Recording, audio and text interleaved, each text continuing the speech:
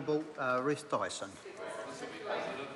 Me to speak at this peak listening time. Talofa lava, malo foia, Mr. Speaker. Can I acknowledge the fact that today is the 53rd year of Samoan independence, the first Pacific country to gain that status, and acknowledge our brothers and sisters across in Samoa. It's been wonderful to hear the Samoan language that's been used, and given the bill that we're debating this evening, can I particularly acknowledge the Christchurch City Council, which was one of the key players in this bill, not just for their contribution and support of the bill, but for the fact that they have a marvellous answering service in Samoan for this week, describing the fact that it's a Samoan language week in Samoan and English, but also acknowledging Samoan citizens of our city. So I just want to add that in, given that Christchurch City Council has a direct relationship with this bill.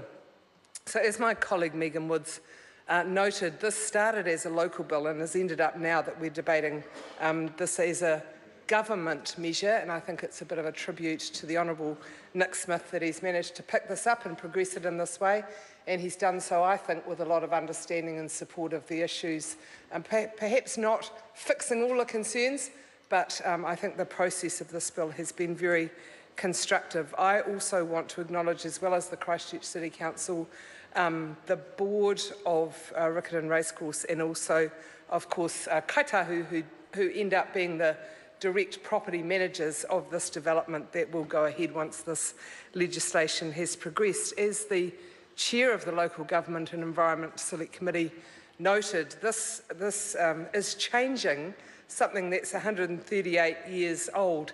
So 138 years ago, the Reserve Act was introduced and passed by this Parliament, which protected the area that we're talking about tonight, 120 hectares of land, to ensure that Cantabrians had the benefit of a racecourse.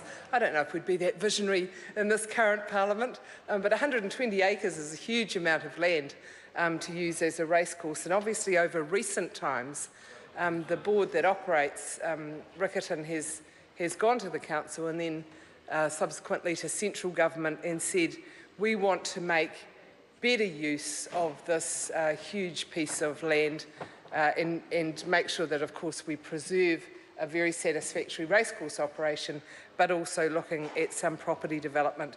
For Canterbury, it probably could not have come at a better time. We know that not only thousands of homes were destroyed as a result of the series of earthquakes that we had from September the 4th, 2010, but that a lot of the land on which many of those houses were built was no longer deemed suitable for rebuilding. So not only had we lost the houses, we couldn't use the land that they had been on, so we're short of homes and places to put them on. So this legislation is proposing that 40 hectares of that original reserved 120 hectares is put aside for residential development. That is allowing the possibility of 600 houses to be built. 30% of those houses are going to be classified as affordable, and affordable is using the maximum cost of the KiwiSaver Homestart grant. So that's, I think, $450,000. Somebody might correct me if that's not correct in Christchurch. It's about that level. So 30% of those 600 new houses will be affordable, and I think that's a very good thing. As I mentioned, Mr. Speaker, the properties will come under the management of Kaitahu, and I presume that's just a straightforward commercial arrangement between central government or the City Council and them. I'm not privy to the details of that, but I'm sure that other members who were on the Select Committee will be able to give us those details. I want to acknowledge the way the Select Committee operated, particularly the fact that they travelled to Christchurch. The bill didn't get a huge number of submissions, and in some ways the committee could have said, look, we've got very few submissions, we could hear them in Wellington, but they didn't.